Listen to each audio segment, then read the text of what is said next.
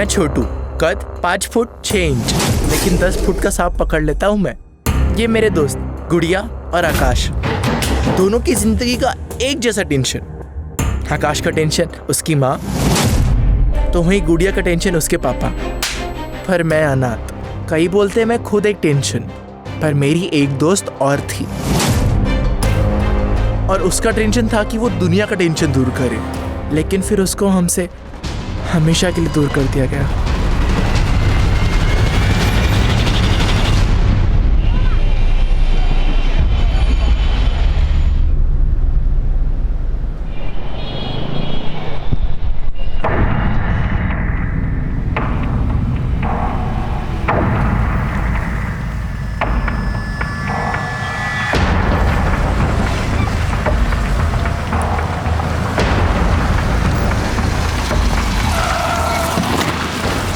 यही लोकेशन।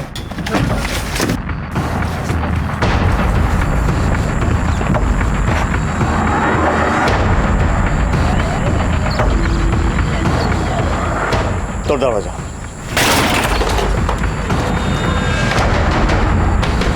दोनों को उधर ढूंढो।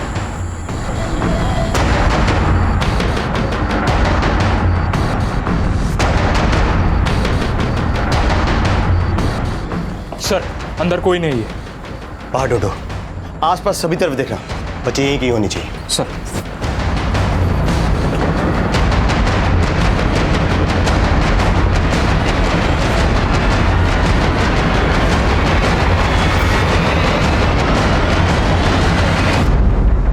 नमस्कार, आदाब।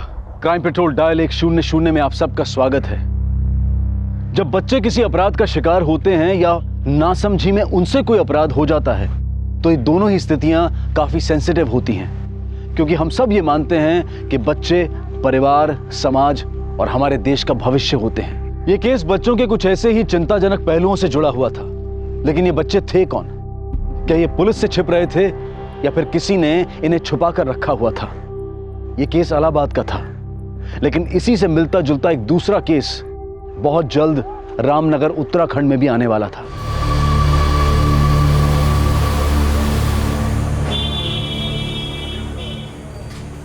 साहब माला, साहब माला, 10 का 1 20 का 3 है साहब, एक ले लो, एक ले लो, 10 का 1 20 का 3।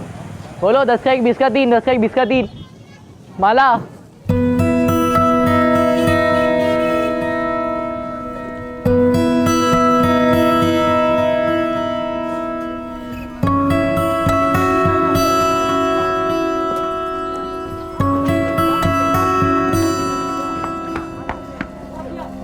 आंटी, माला ले लो ना, 10 का 1 20 का 3 ले लीजिए ना प्लीज।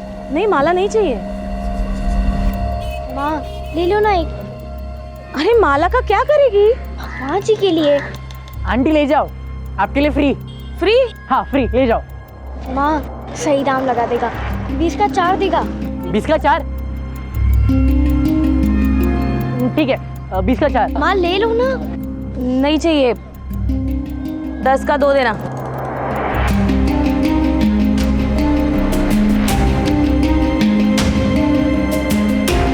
बोनी कराने के लिए शुक्रिया आंटी। चल।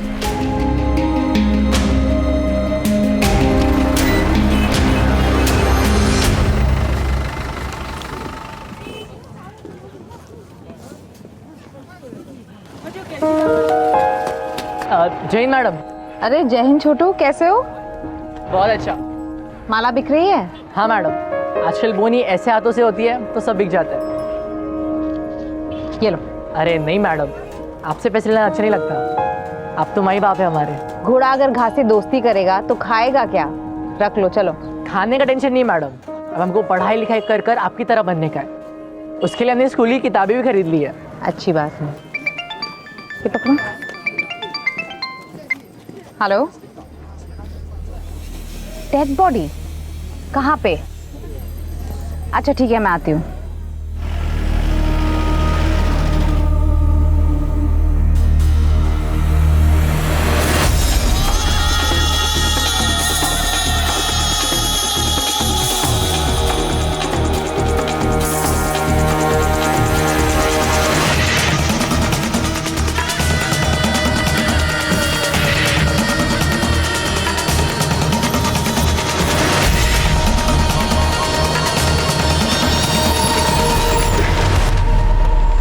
बॉडी एक लकड़ी काटने वाले ने देखी थी। विदेशी महिला की लाश है।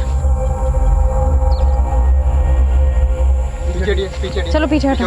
पीछे हो जाइए। सर, पहचान ना पता चले इसलिए बॉडी को जलाने की कोशिश की गई है, लेकिन बारिश होने के कारण बॉडी पूरी तरह से जली नहीं है। आसपास और कोई क्लू मिला जिससे इसकी कोई पहचान हो सके? नहीं सर, फिलहाल तो कुछ नहीं मिला।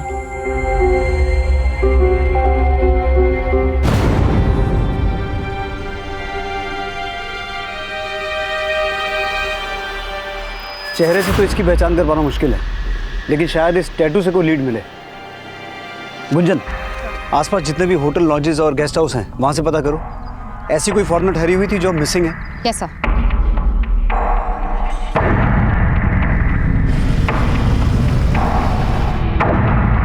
जल्द ही उस अज्ञात महिला की पहचान में जुट गई जिसके विदेशी सैलानी होने का अनुमान लगाया जा रहा था। लेकिन इस वक्त इस महिला की पहचान की कोई लीड नहीं मिल पाई थी और उसकी हत्या का एक केस ऐसे कई और अपराधों से भी जुड़ने वाला था जिसमें इंसानियत की हदें भी पार की जा चुकी थी। खोल खोल, ऐसे भी था, दरवाजा खोल, अरे खोल ना, अरे खोल। गुड़िया, कपड़े बदल के खाना खा ले जा, मुझे बहुत काम है। ए गुड़िया, सुन, जाके पुलिस को बोल दे कि तेरी माँ तेरे बाप को कमरे में बंद रखती है। जाके बोल दे, जा बोल दे। हाँ,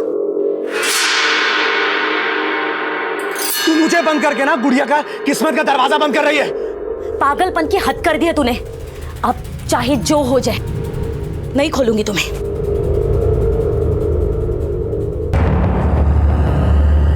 सर, जिस औरत की लाश हमें जंगल में मिली, ये उसका पोस्टमार्टम रिपोर्ट। सर, उस लड़की की मौत हमें लाश मिलने से एक रात पहले सांप के जहर से हुई है। सांप का जहर? हाँ सर, लेकिन सर उसकी पूरी बॉडी में कहीं पे भी सांप के काटने का कोई निशान नहीं है। सर, पोस्टमार्टम रिपोर्ट के मुताबिक उसके नेक में सिरिंज घुसा के उसकी पूरी बॉडी में स्नेक पॉइजन इंजेक्ट किया गया था। लेकिन इस लड़की को इस तरीके से सांप का जहर दे के मारा गया, इसके पीछे किसी का मकसद क्या हो सकता है? सर, वो तो तभी पता चल पाएगा जब उसकी पहचान हो पाएगी। सर, आसपास के सारे होटल्स, लॉजेस, रेस्टोरेंट सब जगह पूछताछ की, लेकिन कहीं से कोई क्लू नहीं मिला। इस पोस्टमार्टम रिपोर्ट के मुताबिक उस लड़की की उम्र कितनी थी? सर, 20 से 25 साल।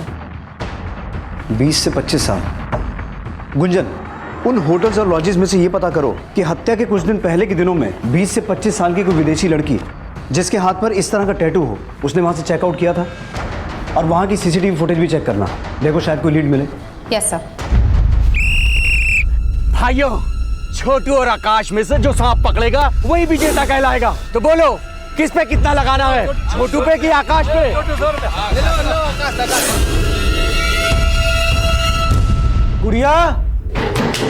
गुड़िया बेटा सुनना, देख दरवाजा खोल दे बेटा। गुड़िया देख, तू जो कहेगी ना वो तुझे लाके दूंगा मैं। दरवाजा खोल दे। पापा, अगर मैंने दरवाजा खोला तो माँ मुझे मारेगी। वो है ही कसाई, लेकिन तू डर मत बेटा। मैं ना उसको हाथ भी नहीं लगाने दूंगा तुझको। तू दरवाजा खोल दे बस। अरे गुड़िया, छोटू और आकाश में सांप पकड़ने की प्रतियोगिता लगी है। चल मैं तो जा रहा हूँ, चल तू भी। गुड़िया, बेटा मेरे सीने में बहुत दर्द हो रहा है। गुड़िया बेटा पानी ला दे। बेटा दरवाजा खोल दे, पानी ला दे, मैं मर जाऊंगा। अपने पापा को बचा ले बेटा।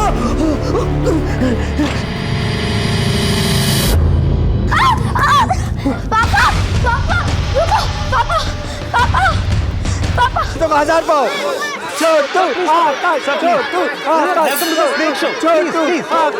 जिसने विजेता पे पैसे लगाया उसका पैसा दुगना। He say you can double your money, double. ठीक Okay. पापा, किधर जा रहे हो? पापा रुक जाओ, पापा रुको।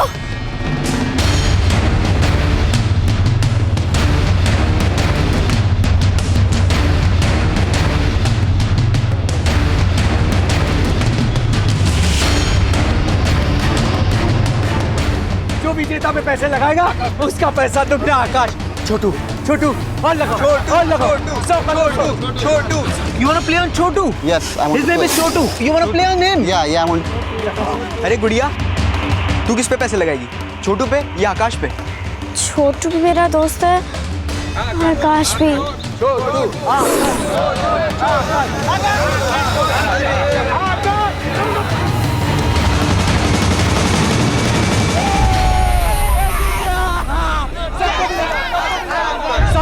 मिलेगा, सबको मिलेगा, सबको मिलेगा, सबको मिलेगा, सबको मिलेगा, सबको मिलेगा, सब।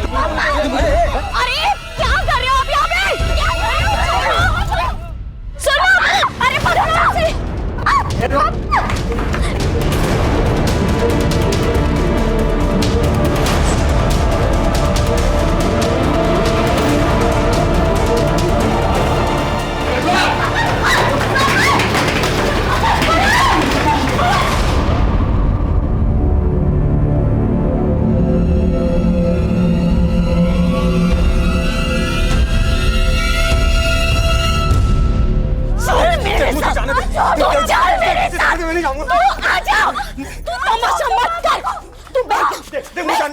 और तमाशा मत कर सबके सामने, हाँ? ना दिमाग ठीक करा ले, समझा? देख देख अपनी हालत क्या किया तूने। तू क्या चाहता है, मैं विधवा हो जाऊं, हाँ? या ये अपनी लड़की गुड़िया ये अनाथ हो जाए? पागल है क्या? अरे नहीं, कुछ नहीं होगा, कुछ नहीं होगा। तू जानती नहीं है, मैं सांप पकड़ कर ना पारसमणि प्राप्त कर सकता हूं।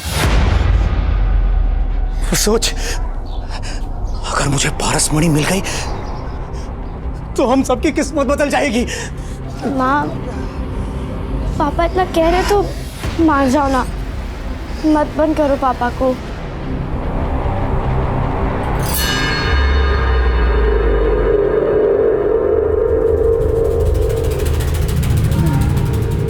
बच्चे जिस माहौल में पलते बढ़ते हैं उनकी सोच और समझ भी वैसे ही बनने लगती है। एक तरफ गुड़िया अपने पिता के पारसमणि पाने के अंधविश्वास की साक्षी बन रही थी, तो वहीं दूसरी तरफ आकाश अपनी मां के तंत्र के ढकोसलों से तंग था। छोटू अनाथ था, लेकिन उसमें पढ़ने की जिज्ञासा थी, पर इन बच्चों को सही मार्गदर्शन देने वाला कोई नहीं था। पर इनके दुख, तकलीफ और मजबूरी का फायदा उठाने वाले कई थे। आसपास की पूछताछ में पुलिस को एक रिवरव्यू नाम की लॉज से एक विदेशी महिला के ठहरे होने की जानकारी मिली, जिसका नाम मार्था था और जिसकी बाह पर बिल्कुल वैसा ही टैटू था जैसा कि टैटू उस विदेशी महिला की बाह पर था जिसकी लाश उन्हें जंगल में मिली थी।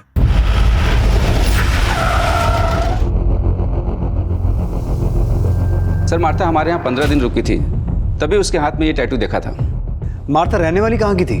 सर, उसके पासपोर्ट पे यूके का एड्रेस था। दिखाइए।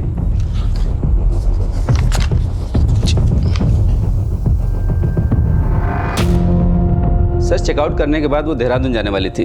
देहरादून की लॉज की बुकिंग भी मैंने ही कराई थी, लेकिन मैंने अभी पता किया मार्था ने उस लॉज में चेक इन किया ही नहीं। सर, हमें जिस लड़की की लाश मिली वो देहरादून हाईवे के पास वाले जंगल से ही मिली थी।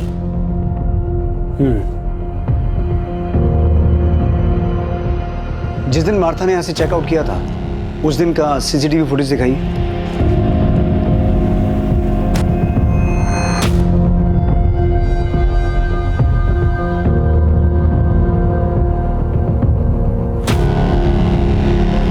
सर, ये टैटू तो बिल्कुल वैसा ही है। सर, हो सकता है यही मार्था हो। आपने कहा यहाँ से चेकआउट के बाद वो देहरादून जाने वाली थी, तो देहरादून जाने के लिए उसने कोई कैब बुक की थी? जी नहीं, यहाँ से उसने कोई कैब बुक नहीं किया था। हो सकता है वो बस से गई हो। कुमार, जिस दिन मार्था ने यहाँ से चेकआउट किया था उस दिन रामनगर से देहरादून जाने वाली सभी बसों और कैब्स की डिटेल्स निकालो, उनके ड्राइवर और कंडक्टर से पूछताछ करो। सर। गुंजन, तुम यूके एम्बेसी में मार्था की डिटेल देकर यह पता लगाने की कोशिश करो कि जब हमें वो लाश मिली थी उसके बाद से मार्था अपने किसी रिलेटिव के टच में थी। इससे हमें यह पता चल जाएगा कि जो डेड बॉडी हमें मिली वो मार्था की थी या किसी और की। Yes sir. आपने कहा कि मार्था आपके यहाँ 15 दिन रुकी थी, उस दौरान उससे कोई मिलने आता था? सर, हमारे लॉज में यूके के और भी गेस्ट रुके हुए हैं, हमने उनको आपस में बात करते हुए देखा था।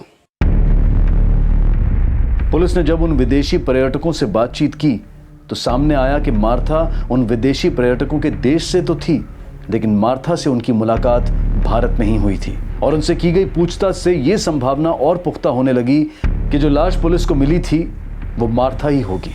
पुलिस हर तरह से उस अपराध का पता लगाने की कोशिश कर रही थी जो मार्था से जुड़ा हो सकता था, लेकिन इस वक्त कोई लीड नहीं थी।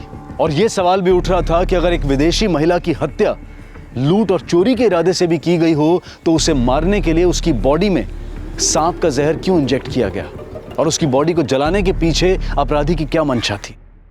सर, मैंने मार्था की डिटेल्स यूके एम्बेसी में मेल कर दी है।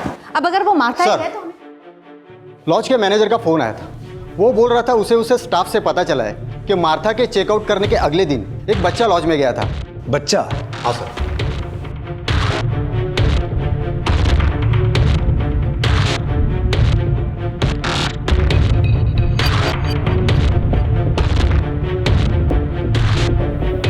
सर, ये बच्चा मार्था के बारे में बात कर रहा था, जिसने एक दिन पहले ही चेकआउट किया था। सर, मैं इस बच्चे को जानती हूँ। ये रसौली मार्केट में फूल बेचता है। सर, इस बच्चे को मार्था के साथ एक बार मैंने लॉन्च में बात करते भी देखा था।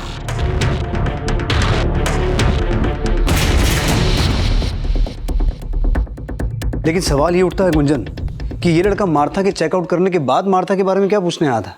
सर, उसी से पूछ लेते हैं।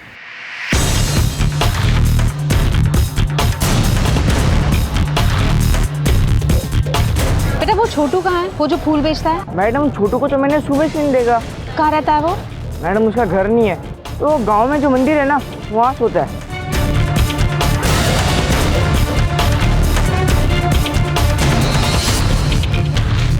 छोटू अब कहाँ था, इसकी फिलहाल कोई लीड नहीं मिली थी, और यह साफ था कि छोटू पिछले दिनों मार्था से मिल रहा था। सर, पूछताछ में पता चला है कि छोटू से अक्सर एक विदेशी महिला मिलने आया करती थी। हो सकता है वही मार्था हो। लेकिन छोटू का उस लॉज में जाने का क्या रीजन था जहां मार्था ठहरी हुई थी, और अब अचानक छोटू के गायब होने का क्या चक्कर है? गुंजन, ये छोटू है कौन? सर, छोटू पहले भीख मांगा करता था, लेकिन रेड पड़ने के बाद वो फूल बेचने लग गया। सर, पता चला है छोटू की दोस्ती किसी आकाश नाम के लड़के से थी, जो पासी के बस्ती में रहता है। हेलो सर, पास के जंगल में बच्चे की लाश मिली है।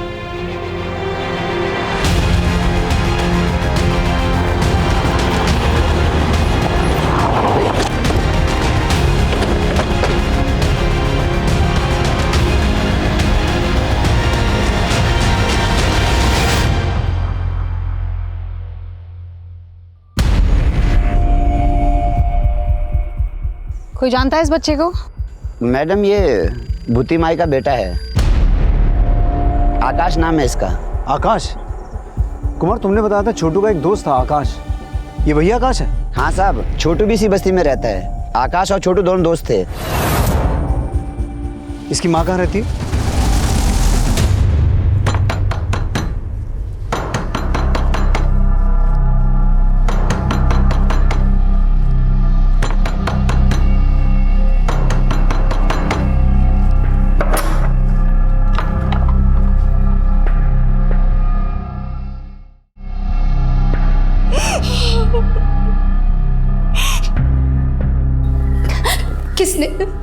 किसने मारा मेरे बेटे को? आकाश की बॉडी पर किसी तरह के घाव तो नहीं थे। अब ये पोस्टमार्टम के बाद ही पता चलेगा कि मौत की वजह क्या थी। पोस्टमार्टम? इसका मतलब आप मेरे बेटे की लाश के साथ चीर-फाड़ करोगे? नहीं, मैं ऐसा नहीं होने दूंगी। आप मेरे बेटे को वापस दीजिए। मेरा बेटा मुझे वापस चाहिए, बस। एक मिनट, बिना पोस्टमार्टम के हम आपको आकाश की बॉडी नहीं दे सकते हैं। अच्छा, ये छोटू के बारे में आपसे कुछ बात करनी थी हमें। छोटू? क्या उस कमीने ने मारा है मेरे बेटे को? हाँ? हमें छोटू की तलाश है, लेकिन तुम्हें ऐसा क्यों लगता है कि छोटू ने ही आकाश को मारा? साहब, छोटू आकाश से चिढ़ता था। मैंने कई बार आकाश को मना किया उस सड़क छाप लड़के से मत मिल, पर आकाश मेरी बात नहीं माना। और अब देखिए क्या हो गया।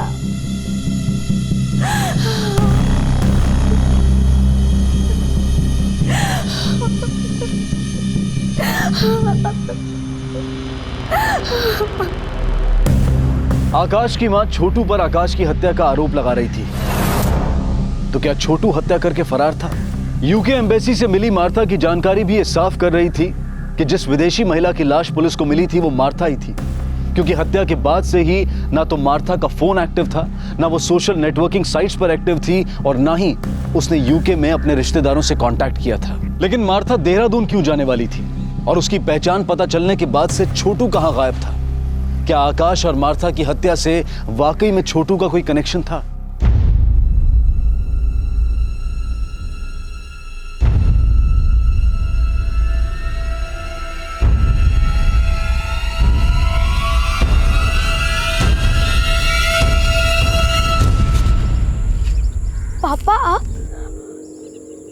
कहाँ जा रही है?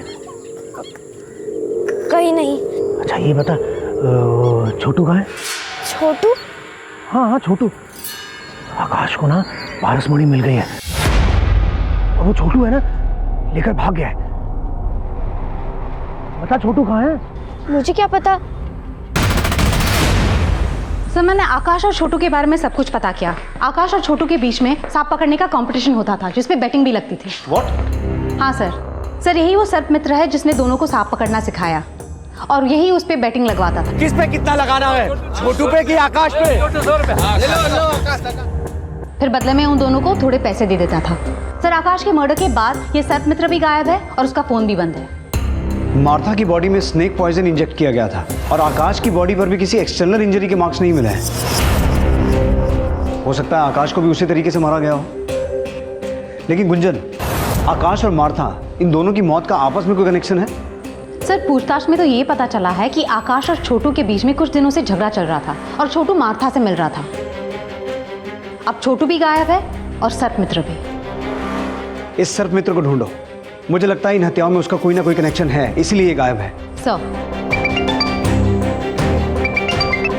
हेलो मैडम, छोटू मिल गया है। आज रसौली मार्केट में फिर से फूल बेचने आया वो।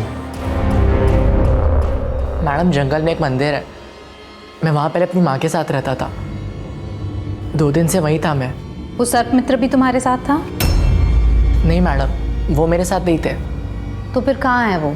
मालूम नहीं मैडम, लेकिन उस्ताद ने बोला था वो थोड़े दिन के लिए कहीं बाहर जा रहे हैं। कहाँ? वो पता नहीं मुझे। तुम मार्था को जानते हो? Martha madam? हाँ साहब, बहुत अच्छी है वो, मुझसे फूल खरीदती है। तुम मार्था को उसके लॉज में मिलने गए थे? गया था पर वो मिली नहीं। कहाँ है मार्था मैडम? मैं उन्हें काफ़ी टाइम से खोज रहा हूँ। क्यों खोज रहे हो? मार्था मैडम हम जैसे फुटपाथ के बच्चों के साथ कोई डॉक्यू फिल्म बना रही थी। उन्होंने कहा था मैं भी टीवी पे आऊँगा, तो मैं इसलिए उन्हें खोज रहा हूँ। छोटू, हमसे कुछ छुपा नहीं रहे हो ना? नहीं साहब। तो तुम्हारा वो उस्ताद कहाँ है, वो सर्प मित्र जो तुमसे और आकाश से सांप पकड़ने का खेल खिलवाता था?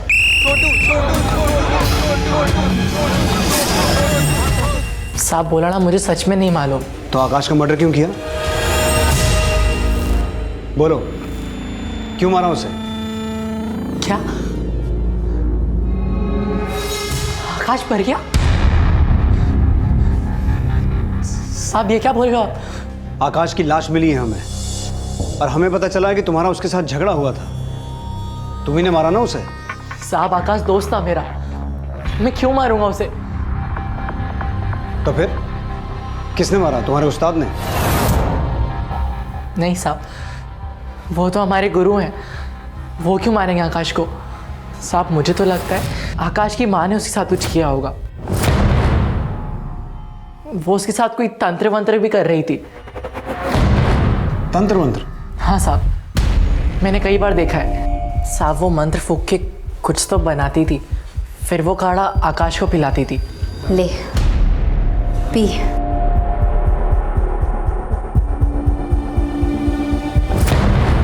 इसी वजह से आकाश अपनी माँ को बिल्कुल नहीं पसंद करता था। वो उसे ज़बरदस्ती रोज वो काढ़ा पिलाती थी। लेकिन वो पिलाती क्या थी? साहब ये तो पता नहीं, लेकिन जब से आकाश वो काढ़ा पीने लगा था वो एकदम गुस्सैल सा हो गया था।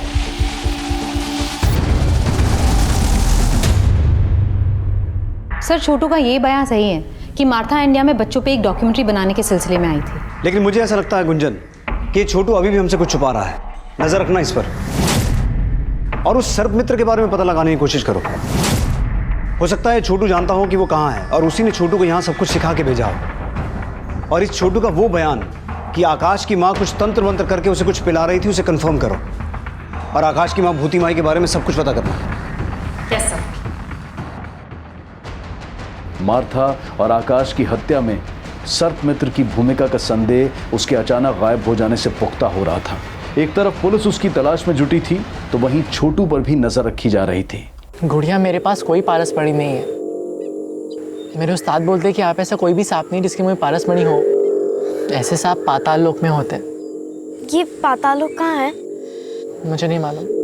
गुड़िया, गुड़िया तू यहाँ क्या कर रही है इस लड़के के साथ? तू मेरी बेटी से दूर रहा करा, समझा? चल, तू चल यहाँ से। माँ।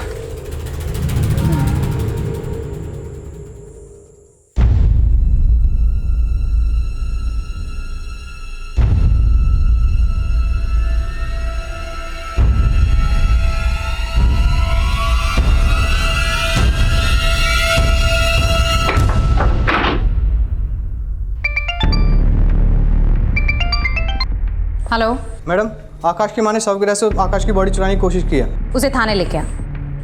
मैं अपने बेटे का पोस्टमार्टम नहीं होने दूंगी। मुझे मेरे बेटे की लाश दे दो। इसीलिए उसका पोस्टमार्टम नहीं होने देना चाहती, क्योंकि तूने उसे कुछ पिला के मारा है। मैंने कुछ नहीं किया साहब। बॉडी चुराने की कोशिश तो की, और हमने सुना है तो उसके साथ कुछ तंत्र मंत्र करती थी। हाँ करती थी, लेकिन उसे बचाने के लिए। उसमें कोई बुरा साया था। कैसा बुरा साया? उसकी कुंडली में खराबी थी। किसी ज्योतिषी ने कहा था कि वो अल्प आयु है। मैं तंत्र से उसकी नियति को बदलना चाहती थी, लेकिन नहीं बदल पाई। मैंने अपने बेटे को नहीं मारा। मुझे मेरे बेटे की लाश दे दो बस। लेकिन अब तो तेरा बेटा मर चुका है, उसकी लाश लेके क्या करेगी तू? उसे जिंदा करूंगी। क्या? हाँ, तंत्र में बहुत ताकत होती है, और मैं ऐसा तंत्र जानती हूँ जिससे मुर्दे को भी जिंदा कर सकती हूँ। आकाश की मां जो दावा कर रही थी वो उसके अंधविश्वास की मूर्खता ही थी, या फिर वो झूठी दलील देकर अपने अपराध को छिपाने की कोशिश कर रही थी? आकाश की पोस्टमार्टम रिपोर्ट से यह बात साफ हो गई कि आकाश की हत्या भी जहर इंजेक्ट करके ही की गई थी, जिस तरह से मार्था को मारा गया था। और जब पुलिस ने आकाश के घर की छानबीन की, पूरा घर छान मारो।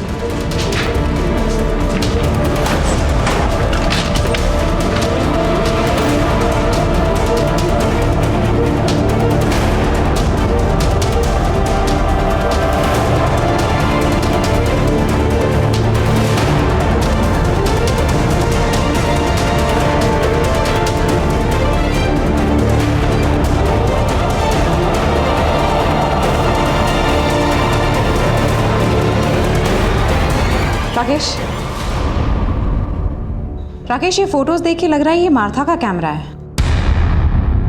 वहां से एक विदेशी कैमरा बरामद हुआ जो कि मार्था का था, और उस कैमरे में कुछ ऐसे फोटोग्राफ्स मिले जिनमें आकाश की मां के साथ एक ऐसा शख्स था जो मार्था को जानता था। सर, भूति के कमरे में स्नेक पॉइजन रिलेटेड कोई भी क्लू नहीं मिला, लेकिन ये कैमरा मिला है। ये मार्था का कैमरा है और उसमें काफी सारे फोटोज क्लिक्ड है जिसमें भूति इस आदमी के साथ है। सर, इस आदमी का नाम आनंद है। ये टूरिस्ट गाइड है, और रिवरव्यू लॉज के सीसीटीवी कैमरा के फुटेज में ये भी मार्था से मिलते हुए देखा गया है।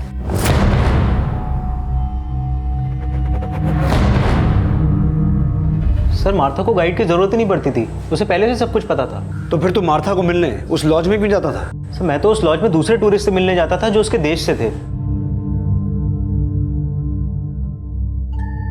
वहीं मेरी मुलाकात मार्था से हुई। और मार्था का कैमरा वो आकाश की मां के पास कैसे पहुंचा?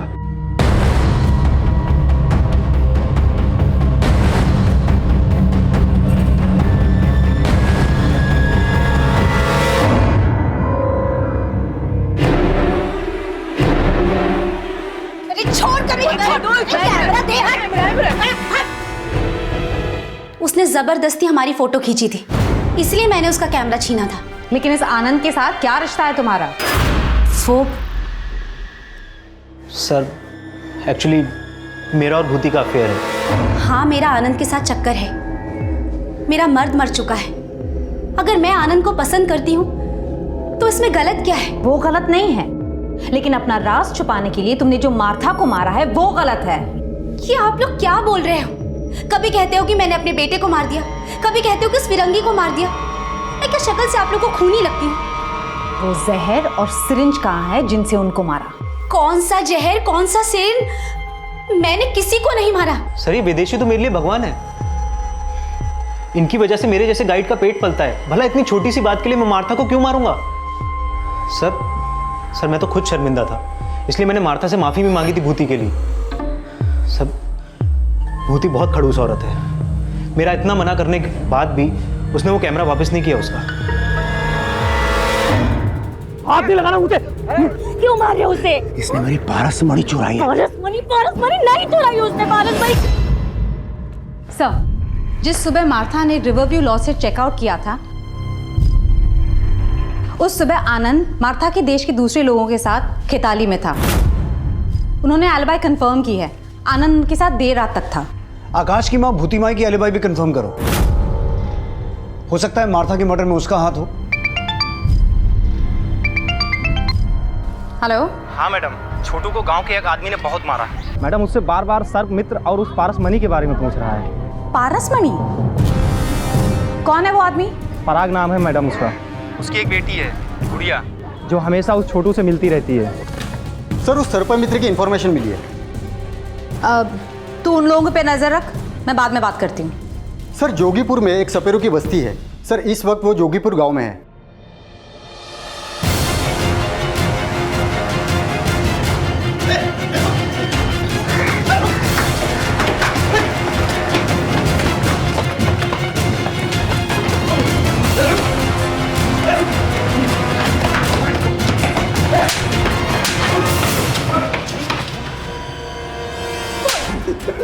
मैडम जी मैंने किसी को नहीं मारा, मेरा विश्वास करिए। तो फिर भागा क्यों और फोन बंद करके क्यों रखा है? वो तो मैं पराग के डर से भाग गया था। एकदम पागल आदमी है मैडम जी। उसे वहम हो गया था कि मेरे आकाश के पास कोई पारस मणि है। इसके लिए उसने हम लोगों को बहुत परेशान किया मैडम जी। मुझे सांप दे। पागल है क्या? सांप दे इधर। मैंने कहा मुझे सांप दे। मुझे सांप चाहिए।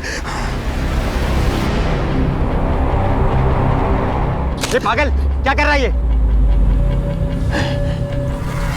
मुझे सांप चाहिए, मुझे सांप चाहिए।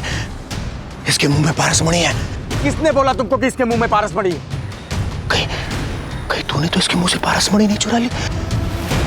मुझे सांप चाहिए, मुझे सांप दे, मुझे सांप। क्या कर रहे हो? अगर तूने मुझे सांप नहीं दिया और मुझे पारस मणि नहीं मिली तो मैं पुलिस में जाके ये बता दूंगा कि तू छोटू और आकाश से सांप पकड़वाने का जुआ खिलाता है। मैडम जी वो मुझे जेल न करा दे, इसलिए मैं भाग गया था। सर्प मित्र बंसी अपने बयान पर कायम रहा कि उसने ना मार्था की हत्या की थी और ना ही आकाश की। पुलिस अब गुड़िया के पिता से मिलकर इन हत्याओं में उनकी भूमिका भी खंगाल रही थी। साहब, मैं नागों को जहर के लिए नहीं पकड़ता हूँ, पारस मणि के लिए पकड़ता हूँ। और उस नाग में पारस मणि थी, इसीलिए मैंने आकाश और सर्प मित्र को पीटा था। लेकिन मैंने किसी को जान से नहीं मारा साहब। मैडम जी, पराग किसी को नहीं मार सकता। उसकी दिमागी हालत ठीक नहीं है। उसे तो बस इतना ही लगता था कि वो सांप के मुंह से पारस मणि निकाल सकता है। लेकिन उसे ऐसा क्यों लगता है? एक बार उसने सपने में देखा था कि सांप के मुंह में पारस मणि है। फिर एक साधु ने पैसे ऐंठकर 4 मंत्र दे दिए और कहा कि अगर ये मंत्र पढ़ेगा तो वो पारस मणि निकाल सकता है सांप के मुंह से। इस चक्कर में जान जोखिम में डालकर वो सांप को पकड़ने की कोशिश कर रहा था। वो उसे जहर वहर निकालने नहीं आता था मैडम जी। मैंने छोटू को भी पारस मणि के लिए पीटा था। मुझे लगता था कि वो आकाश से पारस मणि छीनकर उसे मारकर भाग गया है। चलो माना कि पारस मणि के लिए उसने छोटू को पीटा, लेकिन तुमने भी तो छोटू को थप्पड़ मारा था। वो मेरी गुड़िया को बहका रहा था, इसीलिए मैंने मारा, नहीं तो।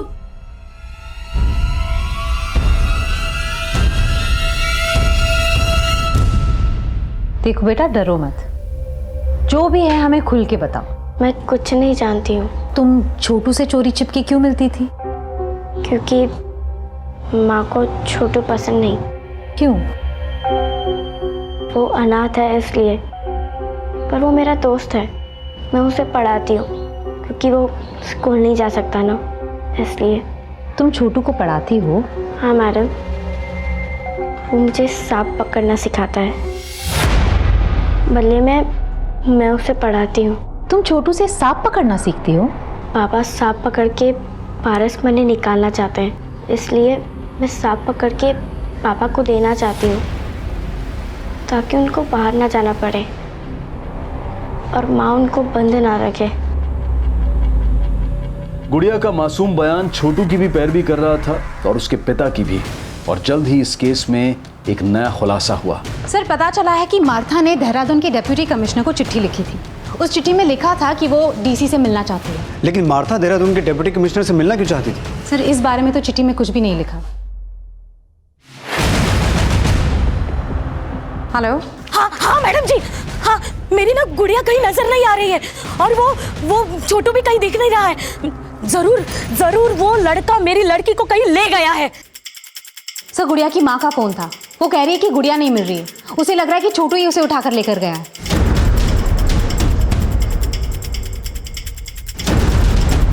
इस बार छोटू ही नहीं, उसके साथ गुड़िया भी गायब थी। लेकिन वो खुद गायब हुए थे या उनको गायब करने के पीछे किसी और का हाथ था? नहीं साहब, गुड़िया को तो नहीं, उसके बाप को भूती माई के साथ झगड़ते हुए देखा था। तेरे वजह से मेरा बेटा मरा है। मैं तेरे और तेरे खानदान का सर्वनाश कर दूंगी, सर्वनाश। सर मुझे ऐसा लगता है कि आकाश की मौत का बदला लेने के लिए उसकी माँ भूती माई ने गुड़िया को गायब किया। लेकिन गुंजन, गायब तो छोटू भी है। सर, इस आदमी ने गुड़िया को छोटू के साथ जाते हुए देखा था। छोटू गुड़िया को लेकर जंगल की तरफ गया है। गुंजन, छोटू ने हमें बताया था कि जंगल में एक मंदिर है जहाँ वो अपनी माँ के साथ रहता था। हो सकता है गुड़िया को लेकर वहीं गया हो।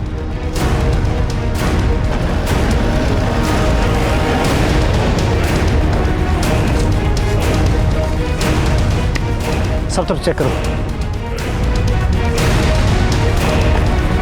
सर, यहाँ पे आइए।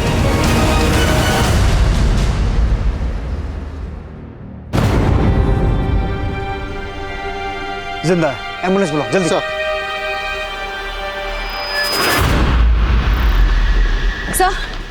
सर गुड़िया कहीं नहीं मिल रही। गुड़िया को आखिरी बार छोटू के साथ देखा गया था। हो सकता है यहाँ भूती माई आई हो और भूती माई और आनंद ने मिलकर गुड़िया के साथ कुछ किया हो। आनंद और भूती माई दोनों को लेके आओ। सर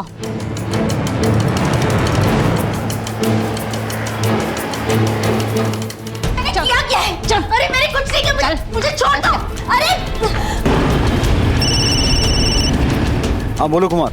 सर, आनंद के घर पे ताला लगा है और उसका फोन भी बंद आ रहा है। ना मैंने गुड़िया और छोटू को कुछ किया, ना मुझे पता है कि आनंद कहाँ है। सर, आनंद को अपनी कार से गांव के बाहर की तरफ जाते हुए देखा गया था। Let's go. एक तरफ छोटू के होश में आने का इंतजार किया जा रहा था, लेकिन गुड़िया कहाँ थी? इस केस में अब भी कुछ और खुलासे होने बाकी थे।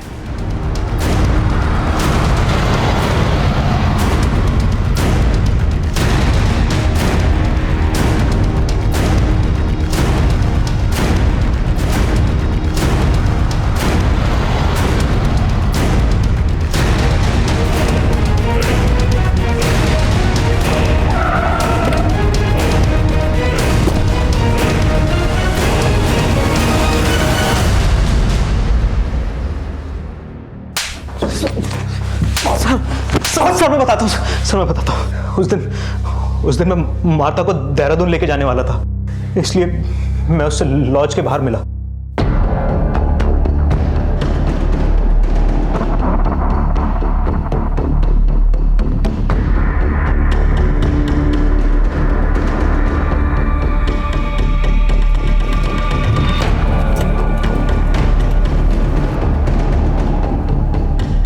यहाँ क्यों रोका? अभी बताता हूँ तुझे।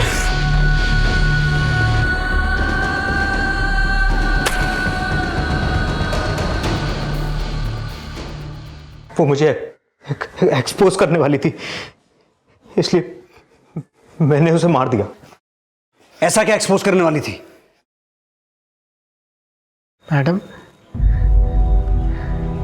मैं अनाथ हूँ, गरीबी से परेशान था, खूब सारे पैसे कमाना चाहता था मैं।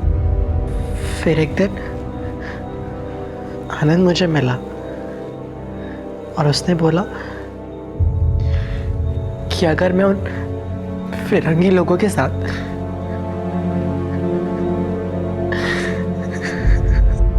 वो फिरंगी लोग मेरे साथ गलत काम करते थे।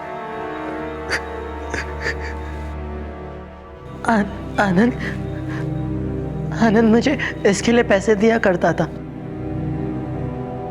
और आकाश को क्यों मारा? तू उससे भी ये सब करवाता था? नहीं सर, आकाश से नहीं, लेकिन सर आकाश को पता चल गया था कि मैं छोटू से ये सब करवाता था। आकाश कौन छोट पागल हो गया क्या?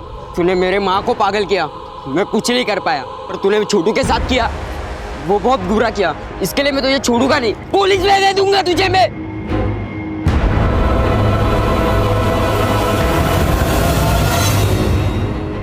छोड़ूंगा नहीं भी। और गुड़िया?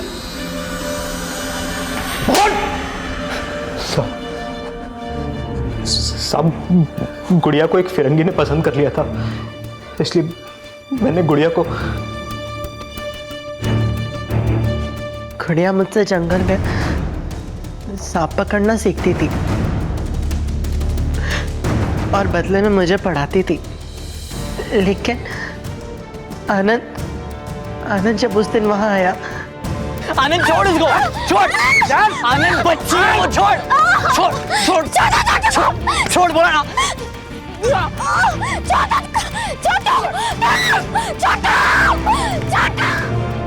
मैडम,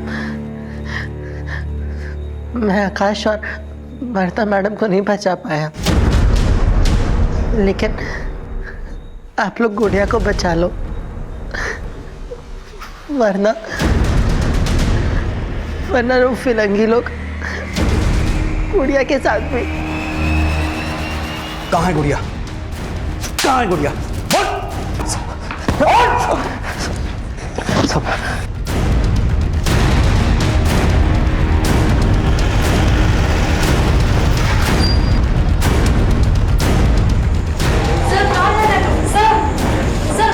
गुंजन, उस तरफ चेक कर। सर,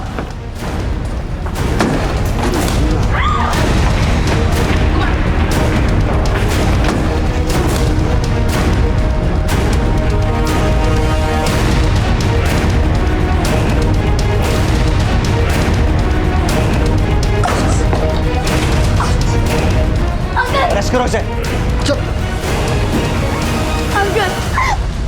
अंकल मुझे माँ के पास जाना है। अंकल मुझे माँ के पास जाना है।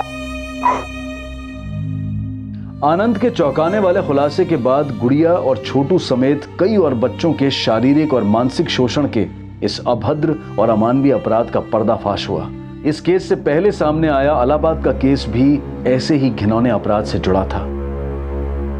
बच्चों के शोषण से जुड़े इस मामले के खिलाफ विदेशी मूल की मार्था ने बहुत पहले ही ये मुहिम छेड़नी चाहिए थी, लेकिन उसकी हत्या करके उसकी इस मुहिम को दबाने की कोशिश की गई। लेकिन मार्था का यह जज्बा एक उदाहरण पेश करता है कि सच्चाई और मानवता के लिए लड़ने वाले सरहदें नहीं, बल्कि इंसान और इंसानियत के उस सूत्र को रेखांकित करते हैं जो किसी देश या व्यक्ति विशेष के लिए नहीं, बल्कि पूरे विश्व के लिए जरूरी है। अब मैं अनूप सोनी आपसे विदा लेता हूं, फिर मुलाकात होगी अगले एपिसोड में एक और चौंका देने वाले केस के साथ।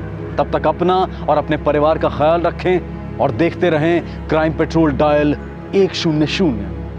सबक एक को, सीख हम सबको। जय हिंद। जब आई बाबा गए तब लगा कि इससे बुरा कुछ हो ही नहीं सकता, लेकिन उसके बाद जो हुआ वो नहीं, जो हो गया सो हो गया। अब उसके बारे में नहीं सोचूंगी मैं। अब तो मैं मुंबई आ गई, यहाँ कुछ बुरा नहीं होगा, यहाँ सब अच्छा ही होगा मेरे साथ। मुंबई सपनों का शहर, इतनी उम्मीदों के साथ आई थी मैं यहाँ मुंबई में। तब सोचा भी नहीं था कि यहाँ रहना कितना मुश्किल होगा, और उससे भी मुश्किल होगा।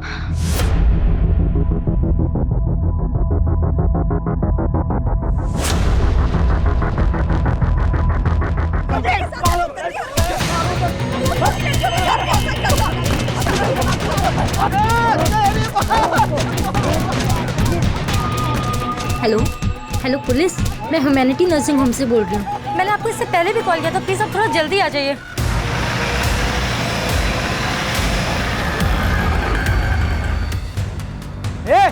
पीछे हटो। क्या लग रहा है?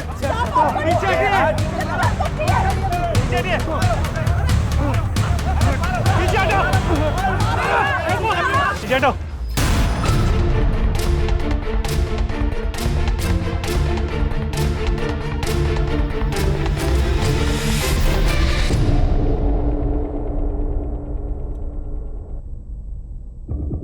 गौरी डरो मत, ठीक ठीक बताओ कि हुआ क्या था।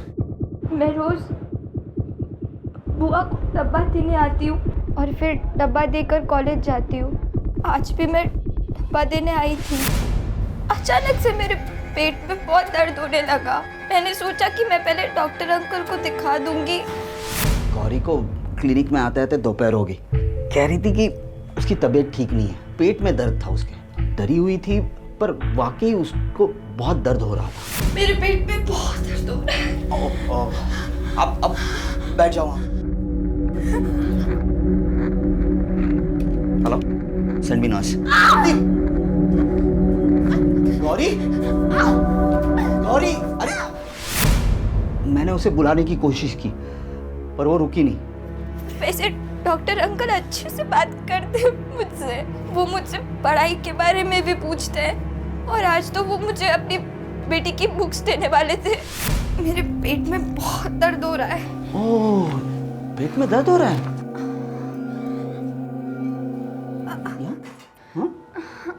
कब से हो रहा है दर्द? अभी थोड़े टाइम से बहुत दर्द हो रहा है। आ जाओ, आ जाओ, यहाँ आ जाओ, लेट जाओ। हाँ, बस बस बस बस लेट जाओ। Good girl. वो नर्स दीदी वो आएंगी? आ जाएगी, वो आ जाएगी। अरे बहुत दर्द हो रहा है ना, तुम लेट जाओ, लेट जाओ।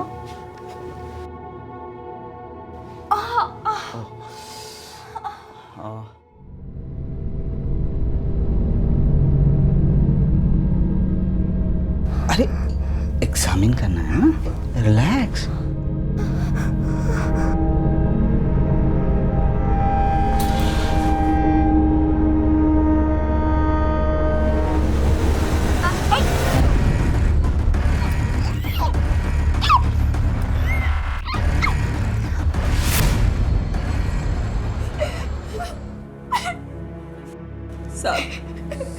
मुझे इसी हालत में मिली थी। मैं समझ गई थी कि कुछ ऐसा वैसा हुआ। जब मैंने इसे पूछा तो उसने ये सब बताया। क्या किया तुमने गौरी के साथ? मैं पूछ रही हूँ क्या किया तूने? एक बच्ची का बाप होकर ऐसा गंदा काम करता है तू? मारो इसे पकड़ के। हाथ मत लगाओ। मारो इसे।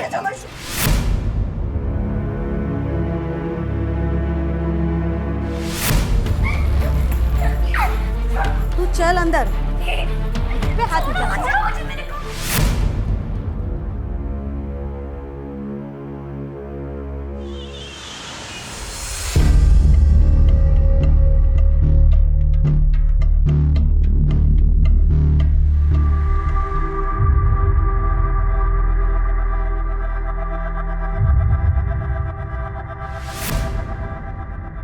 काय झालं?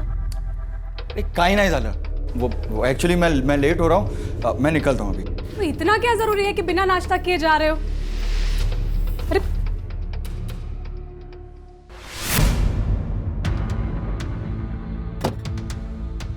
सर, अस्पताल के स्टाफ से पूछताछ किया और वहाँ के सीसीटीवी कैमरा के फुटेज को भी चेक किया। सर, फुटेज में कुछ खास हाथ नहीं लगा, लेकिन हाँ, गौरी अस्पताल से निकलते हुए नजर आ रही है। उसका हाथ उसके पेट पे था और वो बहुत धीरे धीरे चल रही थी। स्टाफ से पूछताछ में कुछ कंक्लूसिव नहीं मिला, सब मिक्स्ड बातें बता रहे हैं। सर, डॉक्टर शिरीष बहुत अच्छे हैं, वो सबकी बहुत हेल्प करते हैं। अगर वो नहीं होते तो शायद आज मैं डॉक्टर भी नहीं बन पाती। वो ऐसा कर ही नहीं सकते, इम्पॉसिबल है सर। इतना अच्छा कोई होता है क्या? मतलब सर, कुछ लोग अपनी अच्छाई को ज़्यादा ही दिखाते हैं ताकि अपनी बुराई को छिपा सके। उन्हीं में से है ये डॉक्टर। मात्र इससे तो कुछ भी क्लियर नहीं हो रहा। जब तक कोई सब्सटेंशियल इन्फॉर्मेशन नहीं मिल जाती उसको अरेस्ट नहीं कर सकते। जी सर, पर डॉक्टर शिरीष काफ़ी वेल कनेक्टेड भी है। मैंने इसका बैकग्राउंड चेक किया, शहर के टॉप अस्पतालों से जुड़ा हुआ था। फिर 6 साल पहले इसने खुद का नर्सिंग होम खोला। बड़े लोगों तक पहुँच है इसकी। इस केस को काफ़ी होशियारी से डील करना होगा। कोई एक्शन नहीं ले सकते जब तक कुछ सबूत ना। इस गौरी का बैकग्राउंड चेक करो ताकि ये गौरी साटम की medical report.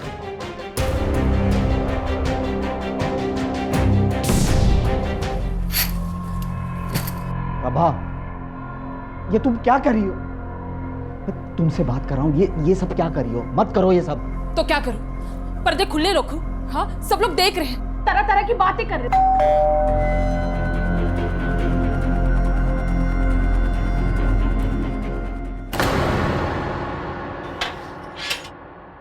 Doctor Shirish, you are under arrest. क्या? आपको हमारे साथ चलना होगा। अरे नहीं, नहीं, इन्होंने कुछ नहीं किया, प्लीज छोड़ दीजिए, छोड़ दीजिए। शिरीष, शिरीष।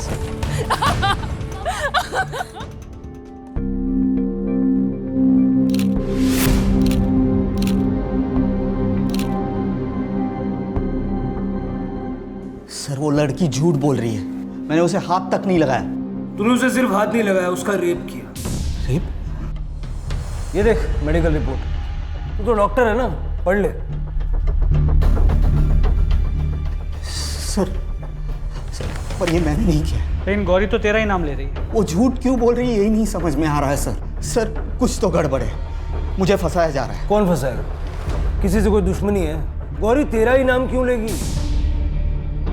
हेमा, सर गौरी की एक बुआ है हेमा, वो ये सब कर सकती। वो जो तुम्हारे हॉस्पिटल में आया है वो? हाँ सर, 4 दिनों पहले उसे मैंने निकाल दिया था काम से। लेकिन जब गौरी के साथ ये सब हुआ तो वो वहाँ मौजूद थी। नोटिस पीरियड पे है सर, बहुत गुस्सा आया था उसे। गलती हो गई, सॉरी बोल रही हूँ ना सर, आगे से ऐसा नहीं होगा सर। ये सब तुम पहले भी बता चुके हो मुझे। सर सच्ची मैंने कुछ नहीं किया सर। झूठ मत बोलो, मुझे आर्ग्यूमेंट नहीं चाहिए। नहीं सर प्लीज ऐसा मत करिए सर, काम चला गया तो बहुत प्रॉब्लम हो जाएगी सर प्लीज ऐसा मत करिए सर, सर प्लीज। साहब वो झूठ बोल रहा है, नाटक कर रहा है खुद को बचाने के लिए। मैं आलसी या लापरवाह नहीं हूँ, लापरवाह होती तो नर्सिंग लाइन में इतने साल तक टिकी नहीं रहती। साहब नर्सिंग होम छोटा पड़ रहा है और स्टाफ ज़्यादा है और पगार नहीं बढ़ रही, इसलिए वो स्टाफ को निकाल रहा है। बड़ा ही कमीना आदमी है सर वो। मेरी भूल से बच्ची 2 दिन से कमरे में बंद है, शौक में है। गलत तो हमारे साथ हो रहा है साहब, और आप हमसे ही सवाल पूछ रहे हैं। नहीं चाहिए मुझे ये सब, नहीं होता मुझसे। काश आई बाबा जिंदा होते तो ये सब नहीं होता। नफरत है मुझे इस जगह से, इन सब लोगों से, अपने आप से।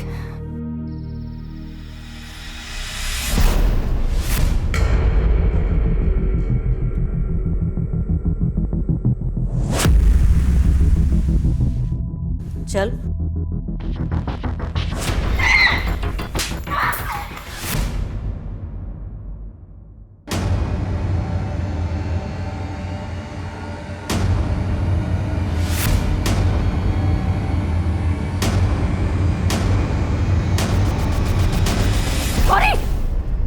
छोड़ दो, छोड़, क्या कर रही है? छोड़,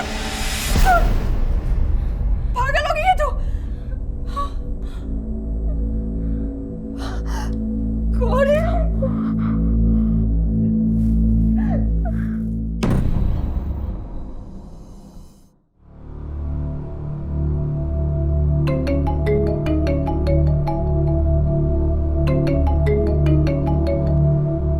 हाँ मत रहे सर, एक तरफ ये शिरीष हर बात को नकार रहा है और यहाँ हेमा, ऊपर से मेडिकल रिपोर्ट में हमें कोई सीमेंट के ट्रेसेस भी नहीं मिले जिसे हम मैच कर सके। कई रेप केसेस में ऐसा होता है, इसीलिए कुछ प्रूव कर पाना मुश्किल होता है। लेकिन हमें शिरीष के खिलाफ वाटर टाइट केस बनाना होगा। सर उसने ऑलरेडी बेल की एप्लीकेशन रजिस्टर कर दी है। मोस्टली बेल मिल भी सकती है क्योंकि रेपुटेशन अच्छी है, पास्ट रिकॉर्ड भी क्लीन होगा।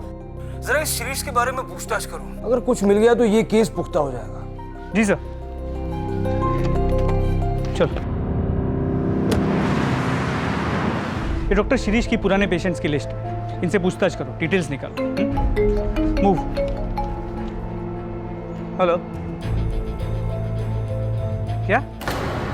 कहाँ? सर आप उस लड़की को अभी के अभी अरेस्ट कीजिए। बाप रेपिस्ट और बेटी पागल, ऐसे कोई मारता है? वो भी अपने ही दोस्त को। 1 मिनट, तुम्हारा नाम क्या है? अदिति। अदिति, अब साफ साफ बताओ कि हुआ क्या था। हम लोग कॉलेज से घर आ रहे थे। अब तो डॉक्टर के पास जाना भी डेंजरस है बॉस। जाने देना प्रिया। चल स्टूपिड इडियट्स, अगर तू ऐसे ही रिएक्ट करेगी तो लोग तुझे और सताएंगे। तेरे पापा ऐसे हैं, पर उसमें तेरा क्या फॉल्ट? लेकिन तेरे पापा, अरे जब मैं अंकल के क्लिनिक में एंटर करती थी मुझे एक अजीब सी घबराहट होती थी, डर लगता था जिस तरह से वो टच करते थे। Stop it Aditya, enough. But Priya मैं सच बोल रही हूँ। I hate you. Mamma. Sir अब आपको एक्शन लेना ही होगा। आज मारा है, कल खून ही कर दिया तो ऐसे तो वो लोग अपनी मनमानी करते रहेंगे। एक मिनट अदिति, जो कुछ भी तुमने कहा है क्या वो सच है? मेरा मतलब है प्रिया के पिता डॉक्टर शिरीष के बारे में। ऑब्वियसली सच है, और फिर मैं झूठ क्यों बोलूँगी? शिरीष अंकल कुछ ज़्यादा ही अच्छे से बात करते थे और कुछ ज़्यादा ही टच करते थे। ठीक है, इन्वेस्टिगेशन चल रही है, कुछ पता चलेगा तो हम आपको बता देंगे। सर, इस प्रिया के खिलाफ कोई ना कोई एक्शन तो लेना ही होगा। जिस तरह उसने अदिति को मार, शी वाज प्रोवोक्ड मात्रे, उसकी गलती नहीं है। अदिति की माँ से बात करके सारे चार्जेस ड्रॉप करो और प्रिया को स्टर्न वार्निंग देके मैटर क्लोज करो। ये डॉक्टर साहब अपने आप को जितना शरीफ बता रहे हैं उतना शरीफ है नहीं, उससे फिर से बात करो। शायद अदिति के बारे में सुन के वो अपनी शराफत का नाटक छोड़ दे। सर, अपनी बेटी की दोस्त अदिति को भी नहीं छोड़ा तूने। कई कंप्लेंट्स आ रही हैं तेरे खिलाफ, बोल किस किस का गलत फायदा उठाया? ऐसा कुछ नहीं किया मैंने। फिर अचानक से उसने कहीं और जाना शुरू क्यों किया? डॉक्टर क्यों बदला उसने?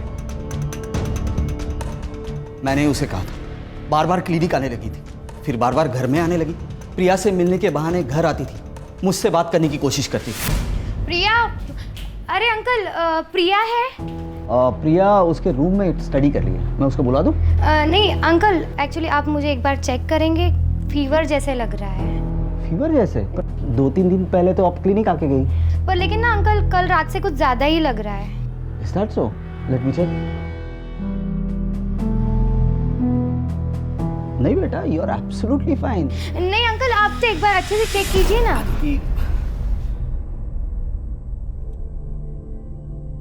देखो अदिति बेटा, आई कैन अंडरस्टैंड, इस उम्र में ऐसा होता है, अपने से ओल्डर उम्र की आदमी की तरफ अट्रैक्शन होता है, खासकर तुम्हारी सिचुएशन में। पर बेटा यू हैव टू स्टॉप। आप बार बार क्लिनिक या घर में नहीं आ सकते। मैं कहाँ बार बार आती हूँ? आई डोंट, ऐसा कुछ है ही नहीं तो। Then it's good. मैं प्रिया को बुला देता हूँ। प्रिया? नहीं, इट्स ओके, मैं उससे ना कॉलेज में बात कर लूंगी। Okay, bye uncle. बस सर, वो लास्ट दिन था, उसके बाद ना ही वो घर आई ना ही क्लिनिक। ठीक है, लेकिन अगर इसमें से एक भी बात झूठ निकली ना, बहुत बुरा होगा। सर, ये सब कुछ खत्म हो सकता है। आप सिर्फ मुझे एक बार गौरी से बात करने की इजाजत दे दीजिए, मैं उसे पूछूंगा क्यों झूठ बोल रही है। आई एम श्योर वो अपनी कंप्लेंट वापस ले लेगी सर।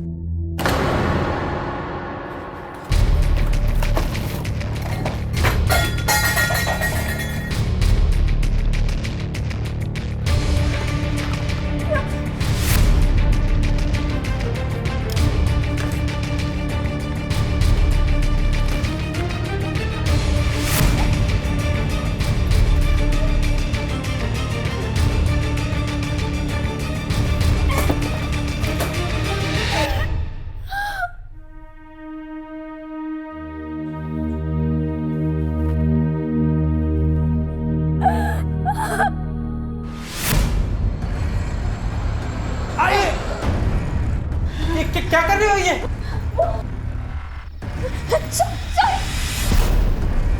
आई आई आई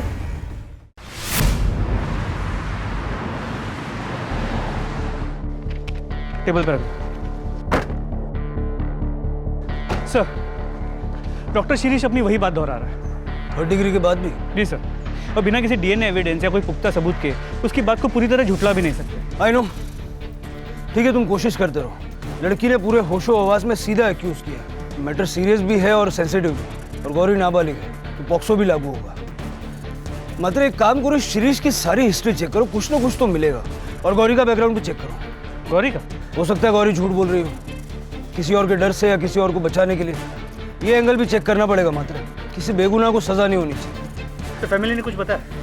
उसकी फैमिली तो खुद डिप्रेस्ड है। क्रिमिनल क्राइम तो कर देता है, लेकिन ये नहीं सोचता कि इसका उसके अपने परिवार पे क्या असर होगा, खास करके ऐसे मामलों में। कल तक जो एक रेप्यूटेड डॉक्टर का परिवार था, वो आज सारी दुनिया से मुंह छुपा के बैठा है।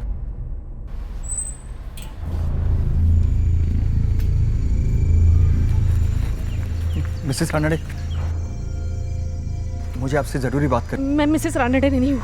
अरे प्रभा जी, एक मिनट सुन तो लीजिए मैं क्या कहना चाह रहा हूँ। मुझे आपसे कोई बात नहीं करनी और मेरा इन सबसे कोई लेना देना नहीं है। अरे प्रभा जी भैया जी जल्दी, मुझे बहुत जरूरी बात करनी है। प्रभा जी, अरे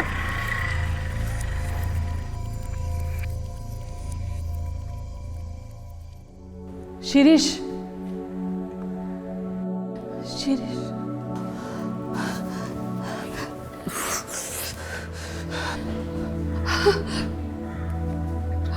ये सब क्या? ये सब कब तक चलेगा? ये लोग क्यों तुम्हारे पीछे पड़े हैं? मुझे कुछ समझ में नहीं आ रहा। शिरीष, लेकिन कोई तो सॉल्यूशन होगा, कोई तो रास्ता होगा। मुझे कुछ समझ में नहीं आ रहा प्रभु। लोग गौरी अब ये प्रिया की दोस्त, कुछ समझ में नहीं आ रहा कुछ। Shirish, calm down. लेकिन एक रास्ता है।